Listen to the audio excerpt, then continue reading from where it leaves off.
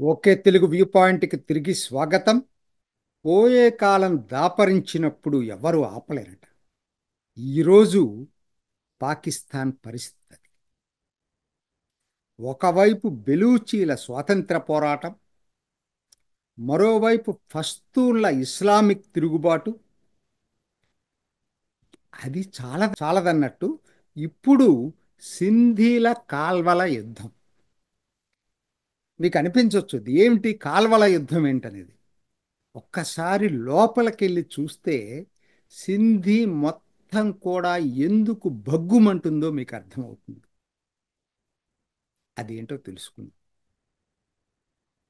చోలిస్తాన్ project. ఈ చోలిస్తాన్ అంటే ఏంటి? చోలిస్తాన్ అనేది దక్షిణ పంజాబ్, పాకిస్తాన్లోని దక్షిణ పంజాబ్లో సెమీ ఆరిడ్ స్టేట్. అంటే కరువు ప్రాంతం. అక్కడ నీళ్లు ఎప్పుడూ రావు, అక్కడికి దాదాపు ఎడారి. ఈ నీరు లేనటువంటి ప్రదేశం అది, దక్షిణ పంజాబ్లో ఉన్నటువంటిది. ఈ చోలిస్తాన్ ప్రాజెక్ట్ అనేది ఒకటి పాకిస్తాన్ మొదలుపెట్టింది ఇప్పుడు. ఇది దీనికి రెండు ఇంపార్టెంట్ కాంపోనెంట్స్ దీంట్లో. దీని పేరేంటి తెలుసా? Green Pakistan initiative, GPI. Green Pakistan initiative అట. దీనికి ఏంటంటే దీంట్లో ప్రధాన కాంపోనెంట్స్ రెండు. ఒకటి కార్పొరేట్ ఫార్మింగ్, రెండోది సింధు నది నుంచి కాల్వల నిర్మాణం. మరి నీళ్లు కావాలి కదా, ఏది చేయాలన్నా కూడా. అక్కడ అసలు నీళ్ళే లేవు కదా, కరువు ప్రాంతం కదా అది. సో ఇప్పుడు ఏంటి వాళ్ళు, కార్పొరేట్ ఫార్మింగ్ అంటే డబ్బులు లేవు కదా, ఎప్పుడు అడుక్కోవటమే కదా పాకిస్తాన్ పరిస్థితి, భిక్షం ఎత్తుకోవటమే కదా. ఇవాళ సౌదీలు, గల్ఫ్ స్టేట్స్, సౌదీ కావచ్చు, యుఏఈ కావచ్చు, ఖతార్ కావచ్చు, వీళ్ళందరూ కూడా సౌ పాకిస్తాను మీకు డబ్బులు ఇస్తాం, మాకేంటి ఉపయోగం, తిరిగి రావు కదా. ఇప్పటికే ఎన్నో ఉన్నాయి. $3 బిలియన్ సౌదీ వాళ్ళది రోల్ ఓవర్ ప్రాజెక్టు. ప్రతి సంవత్సరం దాన్ని రోల్ ఓవర్ చేస్తున్నారు. వీళ్ళు ఎటు పే చేయరు కదా. యుఏఈ 2 బిలియన్ అట్టానే రోల్ ఓవర్ చేస్తూ ఉంది. సో వాళ్ళు ఒక బేరం పెట్టారు వీళ్ళకి. ఏంటనంటే మా కంపెనీలు వస్తాయి, మా కంపెనీలు వచ్చి అక్కడ పెట్టుబడులు పెడతాయి. పెట్టుబడులు బాగా $6 బిలియన్ దాకా పెట్టుబడి పెడతాం, కాకపోతే మాకు హ్యాండ్ ఓవర్ చేయండి ల్యాండ్. ఇదండి ప్రాజెక్టు. 1.3 మిలియన్ ఎకరాల భూమిని ఒక 3 ప్రైవేట్ కంపెనీలకి హ్యాండ్ ఓవర్ చేయాలి, కార్పొరేట్ ఫార్మింగ్ పేరుతోటి. దానికి వాళ్ళు చెప్పిన అందమైన ముద్దు పేరు ఏంటంటే green Pakistan initiative. This is corporate farming. నేను క్లుప్తంగా చెప్పాను, ఇది చాలా ఉంది చెప్పాలంటే. రెండోది ఏంటి మరి, ఇది చెయ్యాలంటే వాళ్ళకి మరి డబ్బులు, గ్రీన్ అంటే ఏం లేదండి, ఫెర్టిలైజర్స్ ఇస్తాం, పెస్టిసైడ్స్ ఇస్తాం, మీకు మీకు ఫ్యూయల్ చౌకగా ఇస్తాం, లేకపోతే మీకు ఫామ్ ఎక్విప్మెంట్ అద్దెకిస్తాం, ట్రాక్టర్లు అద్దెకిస్తారట, డ్రోన్లు అద్దెకిస్తారట, రీసెర్చ్ చేస్తారట, సాయిల్ టెస్టింగ్ చేస్తారట. ఓ అందమైన కలల ప్రపంచాన్ని పాకిస్తాన్ ప్రజలకు చూపిస్తున్నారు వాళ్ళ పెట్టుబడుల కోసం. సరే ఇవన్నీ చేయాలంటే ముందు అసలు నీళ్లు ఉండాలి కదా అక్కడ. నీళ్లు లేవు కదా. మరి నీళ్ళు ఎక్కడి నుంచి తీసుకోవాలని చూసుకున్నప్పుడు సింధు నది నుంచి చోలిస్తాన్ కాలవ ప్రాజెక్ట్ అని ఒకటి మొదలుపెట్టారు. మొత్తం 6 కాలవలు దువ్వుతారట. చోలిస్తాన్ కాలవ ప్రాజెక్ట్ ఇది, కెనాల్ ప్రాజెక్ట్. అంటే ఇవి కెనాల్ పాలిటిక్స్ అనుకోండి ఇప్పుడు జరగబోతున్నాయి. కాలవల ప్రాజెక్ట్, కాలవలు, చోలిస్తాన్ కాలవలు ఆ సింధు నది నుంచి తవ్వుకుంటా చోలిస్తాన్కి తీసుకెళ్తారట. ఇక్కడ వచ్చిందండి ఇంతవరకు. దీనికి ఎప్పుడు మొదలైంది? ఫిబ్రవరి 15న పంజాబ్ ముఖ్యమంత్రి మరియం నవాజ్ నవాజ్ షరీఫ్ కూతురు, ఈవిడ అక్కడ ముఖ్యమంత్రి పంజాబ్కి. ఆవిడొక్కతే వస్తే విశేషం కాదు, ఆవిడతో పాటుగా Asim Munir, chief of army staff, ఆయన వచ్చాడు. ఇద్దరూ కలిసి ప్రారంభోత్సవం చేశారు. ఇక్కడ నుంచి ఇవాళ అంతర్యుద్ధం లాంటి యుద్ధం జరుగుతూ ఉంది పంజాబీలకి సింధీలకి మధ్య. ఎందుకంటే ఈ సింధు నది కిందకెళ్తే అది దిగువ రాష్ట్రం సింధు రాష్ట్రం. పెద్ద పెద్ద నగరాలు ఉన్నాయి దాంట్లో, కరాచీ, హైదరాబాద్, లఖానా, ఇటువంటి నగరాలన్నీ అక్కడ సు- ఆ, ఈ ఉన్నాయి ఆ నగరాలు.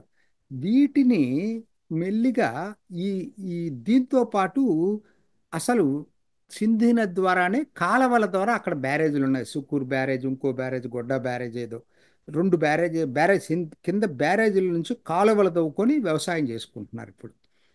వాళ్ళకి ఇప్పుడు ఏంటంటే వాళ్ళకి నీళ్లు ఇప్పటికే అదివరకులాగా నీళ్లు రావట్లేదు అనేటువంటిది ఒక ఆందోళన ఉంది. ఇప్పుడు ఈ పైన ఎప్పుడైతే సింధు నది నుంచి చోలిస్తాన్ కాలవల తవ్వుకొని చోలిస్తాన్కి తీసుకెళ్తారో వీళ్ళకి నీళ్లు రావు. అందుకది నీటి యుద్ధం ఇది. కాల్వల యుద్ధం అంటే నీటి కోసం జరిగే కాల్వల యుద్ధం. సింధీలు చెప్పేది ఏంటంటే ఎటువంటి పరిస్థితిలో మీరు ఆ కాల్వలు తవ్వొద్దు. ఎలా తవ్వుతారు మీరు? సింధ్ అసెంబ్లీలో ఏకగ్రీవంగా తీర్మానం చేశారు. ఒక విధంగా అక్కడ అధికార పక్షమైన పాకిస్తాన్ పీపుల్స్ పార్టీని కూడా విమర్శిస్తూ మిగతా పార్టీలు మొదలుపెట్టినాయి ఉద్యమాలు. ఇప్పుడు తప్పని పరిస్థితుల్లో బిలావుల్ భుట్టు కూడా బయటకు వచ్చి అసలు ఎటువంటి పరిస్థితుల్లో మేము దీనికి ఒప్పుకోం, మేము దీనికోసం ఎక్కడ దాకైనా వెళ్ళి పోట్లాడతాం, అధికారం లేకపోయినా పర్వాలేదు కానీ సింధీ ప్రజలకు అన్యాయం జరిగితే మేము ఎటువంటి పరిస్థితుల్లో సహించమని చెప్పి బిలావుల్ భుట్టో మాట్లాడుతున్నాడు.